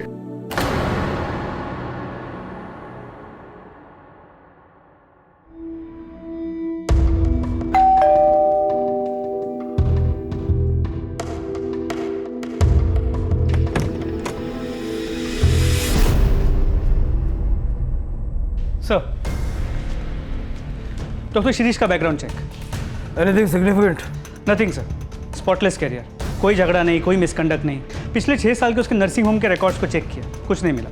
उसके पहले वो जिन अस्पतालों में जुड़ा था वहाँ बात की, उसके पुराने पेशेंट से बात की, कुछ नहीं मिला सर, बिल्कुल बेदाग है। वाकई बेदाग है या दाग छुपाने की कोशिश की गई? सर ऐसा लगता तो है नहीं। 6 साल पहले उसका एक लोकल नेता के साथ झगड़ा हुआ और वहाँ भी डॉक्टर शिरीष ने ही उस नेता के खिलाफ कंप्लेंट रजिस्टर की।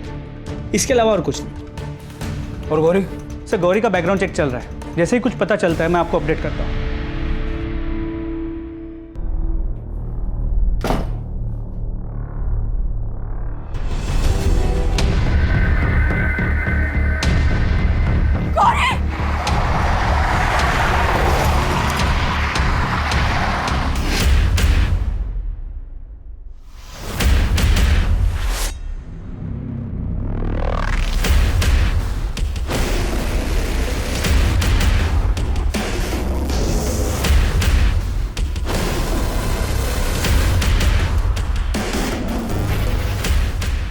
ये फोन किसका है? गौरी का। कामली ये पण घ्या।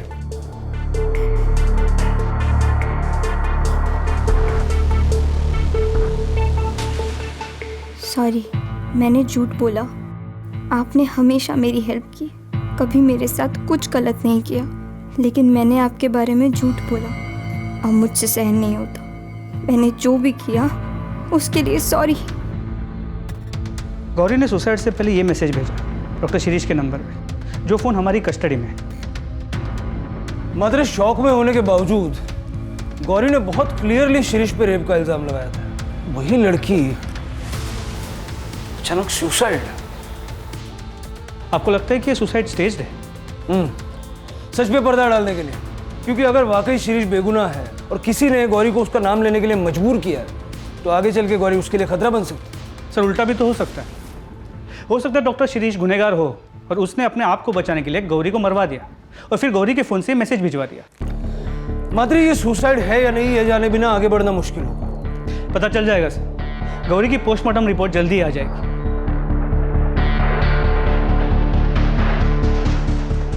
गौरी साटम की तथाकथित आत्महत्या के चलते ह्यूमैनिटी नर्सिंग होम बलात्कार मामले ने एक नया मोड़ लिया।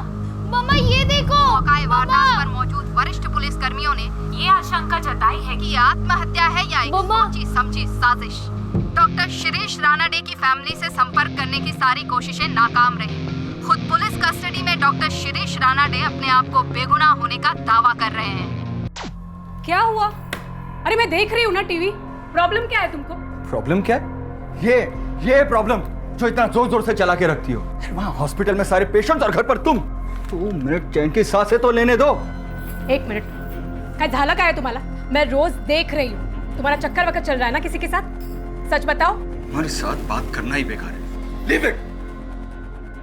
सर, गौरी की पोस्टमार्टम रिपोर्ट, उसकी मौत 1:30 और 2 के बीच हुई है और वो मैसेज 2:15 को भेजा गया है। उसके बॉडी पे स्ट्रगल के निशान है, मतलब उसने अपने आप को बचाने की कोशिश भी की थी। सर ये तो क्लियर मर्डर है। मतलब गौरी को मारने के बाद उसके फोन से वो मैसेज भेजा गया। तुम्हारा अंदाजा सही था। गौरी के मरने से सबसे ज्यादा फायदा किसको हो सकता?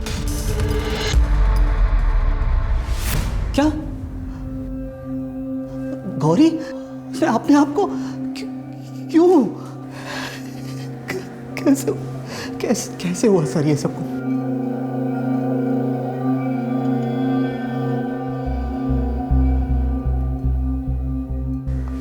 कहना क्या चाहते हैं कि ये सब मैंने किया?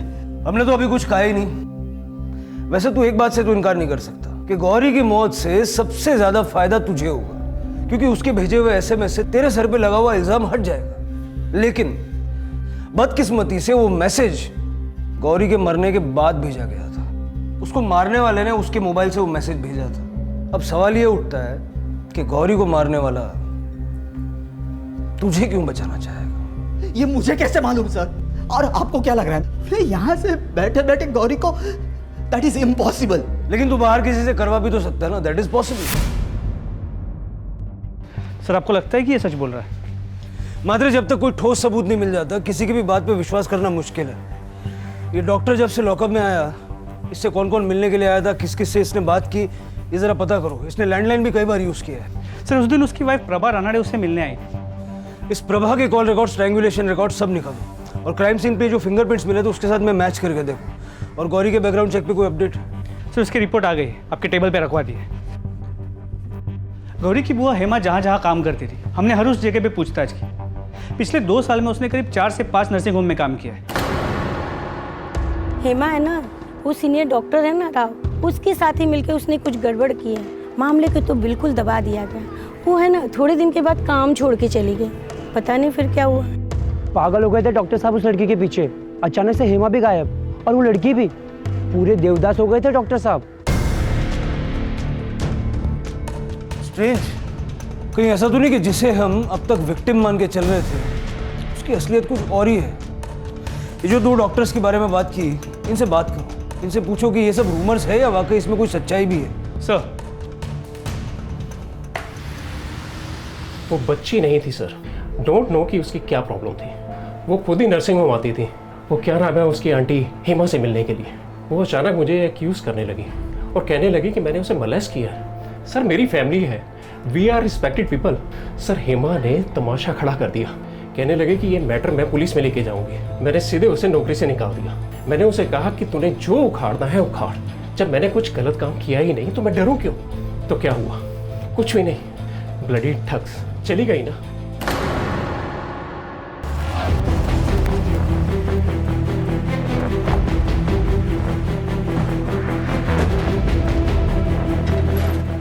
शिप्रा चलता हूं मैं, शाम को लेट आऊंगा।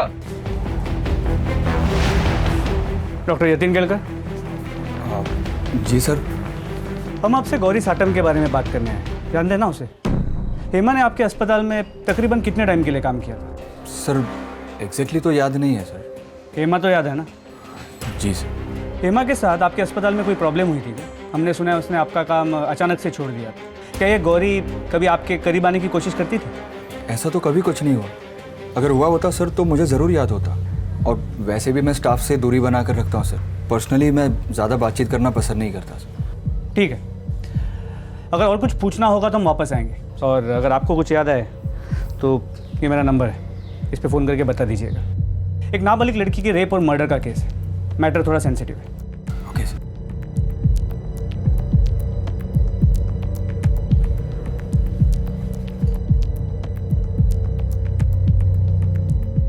पुलिस क्यों आई थी यहाँ पे? क्या किया तुमने? दिमाग खराब हो गया क्या तुम्हारा? क्या करूंगा मैं? देखो मुझे सच सच बताओ, तुमने क्या किया है? कुछ नहीं किया है मैंने। हर बात पे शक करती हो यार।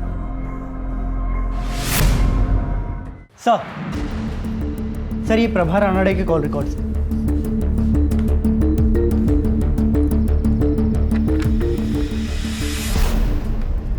चलो।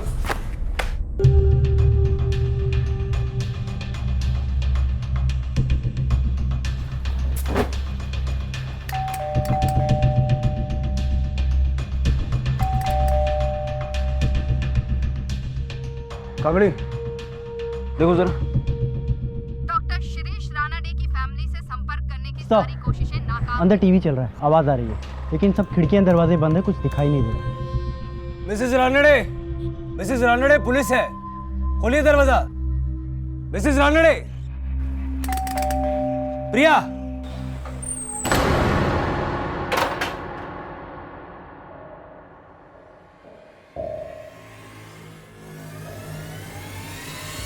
सब मैं क्यों गौरी को, मैं तो उस लड़की के आसपास भी नहीं गई। मैं तो उसे जानती भी नहीं हूँ। हमारे पास सबूत है, तुम्हारे फ़ोन का लोकेशन उस वक्त उसी जगह का है। क्या कर रही थी वहाँ? मैं वहाँ गई थी, लेकिन उसे मारने नहीं, ऐसा कुछ भी नहीं था। अभी के अभी मेरे साथ पुलिस स्टेशन चल, कंप्लेंट वापस ले ले। मेरे पति ने तेरे लिए इतना कुछ किया और तूने बदले में ये सिला दिया? हाँ, उनकी इज्जत, उनका करियर, सब कुछ बर्बाद कर दिया। हाँ, चल मेरे साथ, केस वापस ले ले। आप जाओ प्लीज, आपको जो बात करनी आप मेरी हत्या से बात करो। देख, आप जाओ प्लीज, प्लीज मुझे अकेला छोड़ दो। ठीक है, मैं जा रही हूँ, तुम्हारे आत्या से भी बात करूंगी। हम कैसे मान लेंगे जो तुम बोल रही हो वो सच है? तुम्हारे पास तो मोटिव भी था और मौका भी था। सर, मैंने ऐसा कुछ नहीं किया है।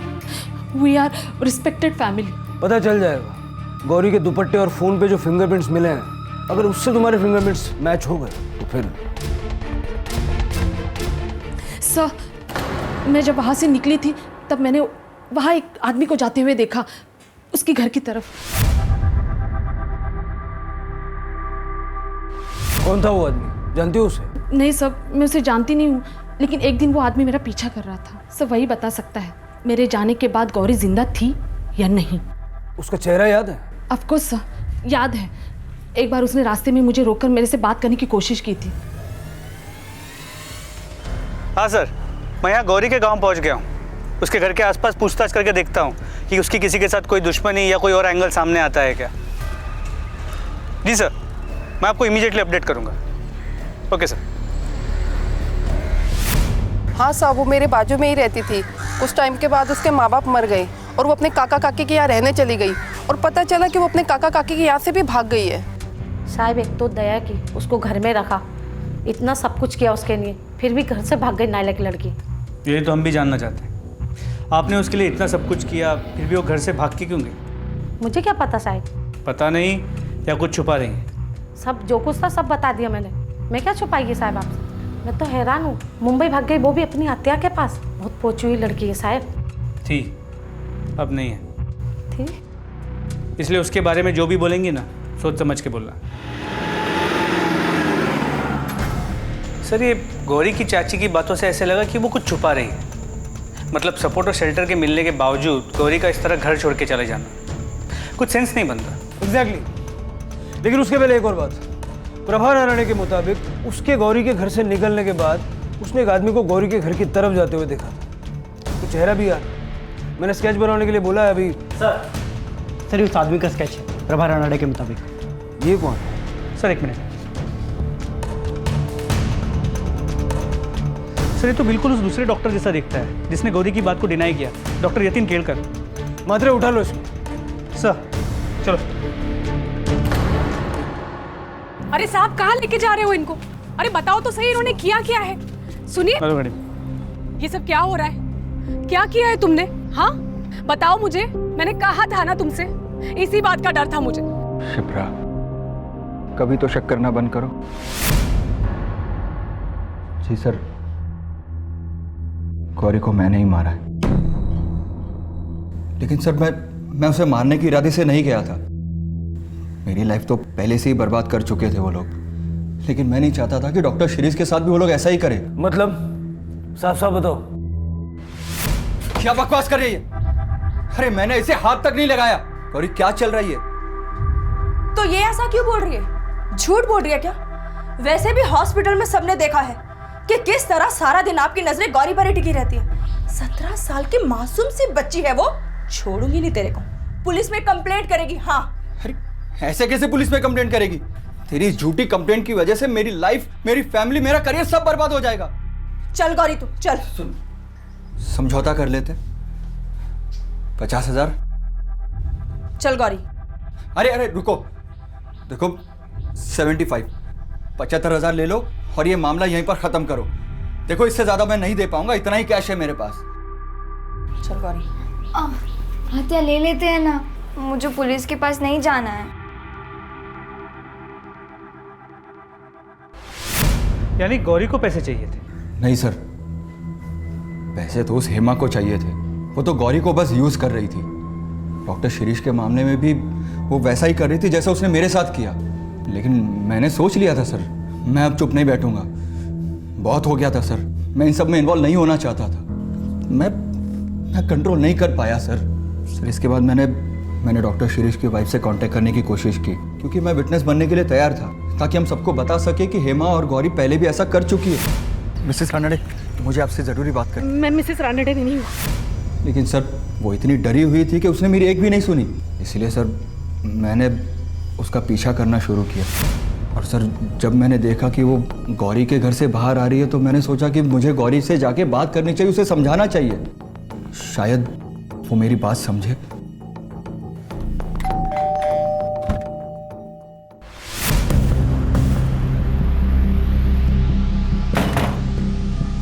आप आते नहीं है, आप बाद में आना। बहुत हो गया अभी तुम लोगों का। ध्यान से मेरी बात सुन, चुपचाप ये केस वापस ले ले। बर्बाद करके रख दिया तुम लोगों ने उस इंसान को। झूठ पे झूठ, झूठ पे झूठ। मजा आता है ना तुम लोगों को? शरीफ इंसान को सताने में बड़ा मजा आता है ना? हाँ? छोड़ो, मुझे आपसे कोई बात नहीं करनी। छोड़ो मुझे, जाओ वरना मैं चिल्लाऊंगी। आप छोड़ो वरना मैं चिल्लाऊंगी। मैं चिल्लाऊंगी।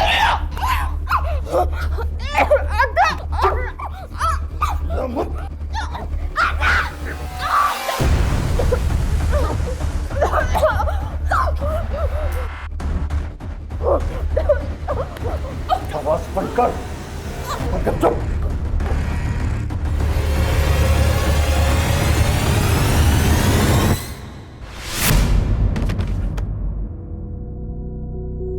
गौरी, गौरी, गौरी।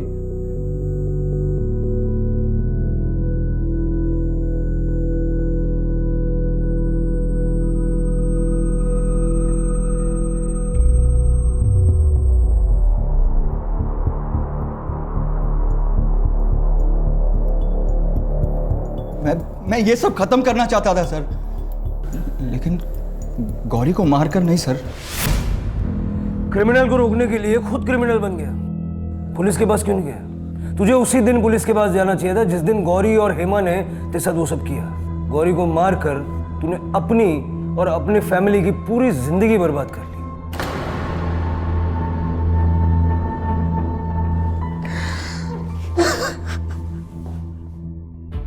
मतलब इस सब की मास्टरमाइंड हेमा है।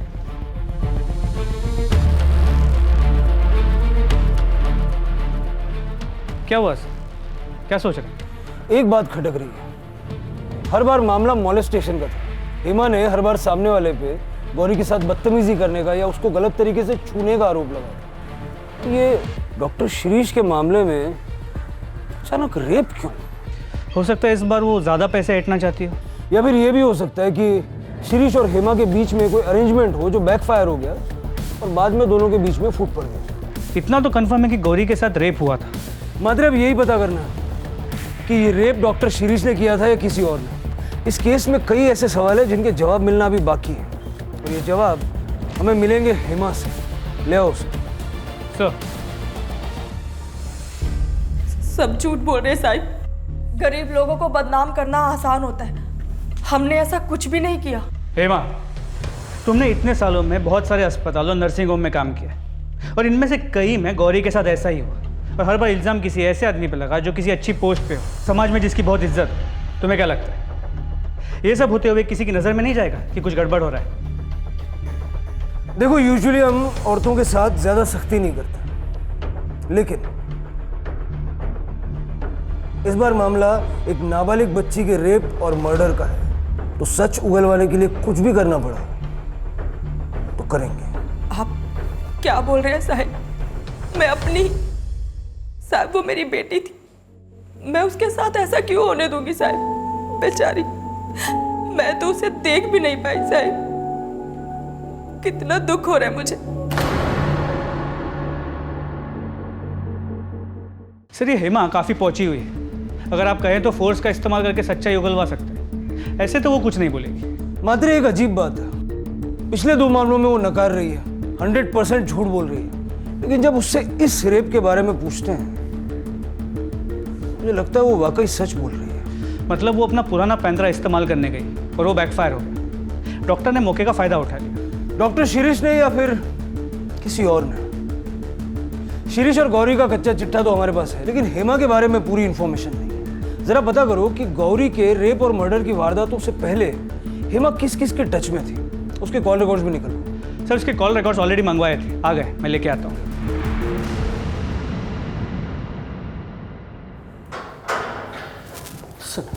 सर कुछ पता चला? इसे देख, इनमें से कोई नाम जान पहचान का लगता है क्या? ध्यान से पढ़। ये सर, ये नाम, ये नेता है। इसके खिलाफ मैंने 5-6 साल पहले कंप्लेंट की थी। क्यों? वही चक्कर सर, एक्सटॉर्शन। जब मैंने नया नर्सिंग होम खोला था तब ये पैसे मांगने आए थे। लो यहां से। पहले ही तुम्हारे खिलाफ पुलिस में कंप्लेंट कर चुका हूं मैं। यहाँ आसपास दिखाई भी दिए तो अंदर करवा दूंगा, समझे? चलो चलो। हाथ नहीं लगाने का। छोड़ूंगा नहीं तुझे, मैं छोड़ूंगा नहीं। सर सही कह रहे, मैंने रिपोर्ट चेक किए थे। और लोग वोट क्यों नहीं देंगे? क्या हुआ, हमने 8 साल में सड़क का काम पूरा किया है। लोगों को काम याद दिलाओ, 8 साल नहीं, ठीक है? साहब वो पुलिस आई है। पुलिस बाहर रुकने को बोलो। हमारा बाहर रुकने का वक्त खत्म और तेरा अंदर जाने का वक्त शुरू। क्या नाम है तेरा? क्या रही है सब, और बिना परमिशन अंदर कैसे आए? कंप्लेंट कर दूंगा तुम सबकी। चलो निकलो बाहर यहाँ से। बहुत पछताओगे तुम लोग। जानते नहीं किससे बात कर रहे हो तुम। 1 सेकंड में सस्पेंड करवा दूंगा, 1 सेकंड में। अब समझ में आया कौन हूं? तेरी पार्टनर ने सारा सच उगल दिया है, हेमा।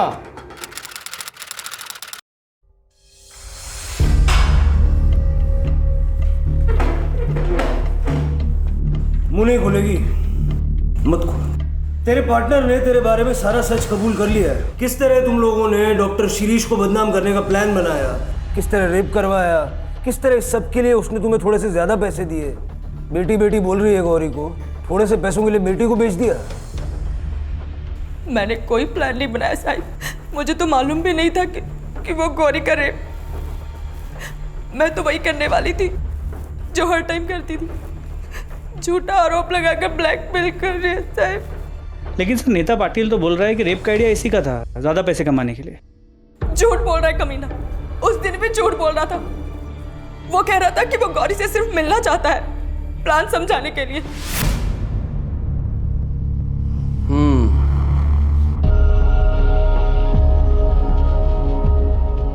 तो ये है वो, कर पाएगी ये? मतलब कि हो पाएगा इससे? इतना बड़ा तमाशा करने के लिए दम चाहिए। पहले भी तो कर चुकी है ना साहब। तुम जाओ, अकाउंटेंट को बोल दिया मैंने, पैसे ले लो। और सुनो, आधे मिलेंगे और आधे नर्सिंग होम बंद करवाने के बाद, ठीक है? जाओ। हेमा, इसे यहीं रहने दो, मुझे इससे कुछ बात करनी है। तुम रुक, मैं आती हूँ।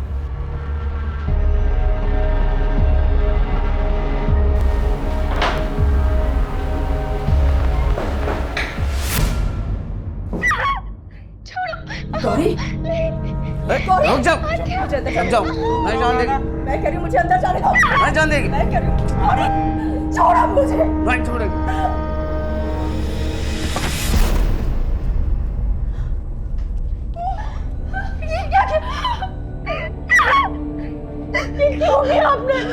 ताकि सबको ऐसा लगे कि इसके साथ सचमुच रेप हुआ है।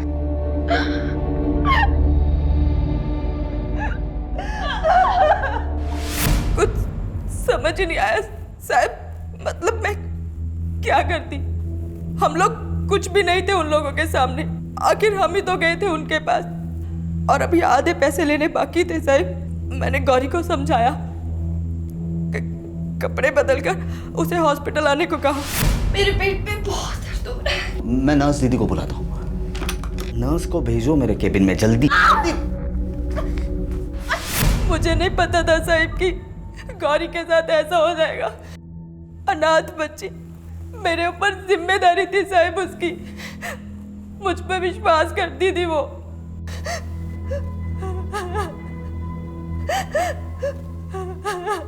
क्या हुआ था गांव में? बेच दिया उसे।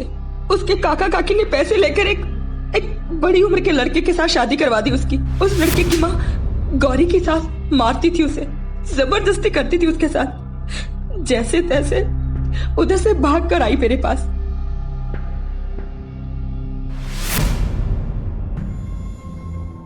और तुमने उस बच्ची का इस्तेमाल लोगों को ब्लैकमेल करके पैसा ऐंठने के लिए किया। सिर्फ मेरे अकेले के लिए नहीं किया साहब, वो पढ़ना चाहती थी, सच में वो नर्स बनना चाहती थी साहब। मेरे पास और कोई चारा नहीं था। मेरा पति हलकट सारा दिन दारू पी के पड़ा रहता था, मैं क्या करती? जो बुरा होना था साहब वो तो हो चुका, और मैंने सोचा कि बाकी के पैसे लेने अभी बाकी हैं, इसीलिए हमने डॉक्टर शिरीष को फंसाया साहब। तुम्हारे पास डॉक्टर शिरीष से दुश्मनी का मोटिव है और हमारे पास चश्मदीद गवाह। पटेल, तूने डॉक्टर शिरीष से 6 साल बाद बदला लिया। तू हेमा के बारे में भी जानता था वो लोगों को किस तरह फंसाती है। इसलिए जैसे ही हेमा ने डॉक्टर शिरीष की नर्सिंग होम को ज्वाइन किया, तूने उससे कांटेक्ट किया, है ना? अब हमारा सस्पेंशन तो नहीं होगा, लेकिन तेरा ट्रांसफर जरूर होगा जेल में। चल ये कामले, चल चल कामले ले।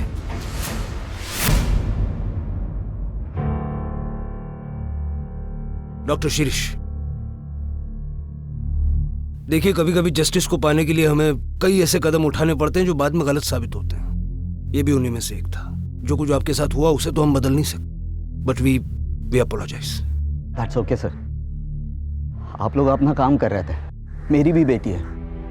कल उसके साथ कुछ ऐसा ही हो जाता है तो मैं आपसे यही उम्मीद करूंगा कि आप अपना फर्ज निभाएं।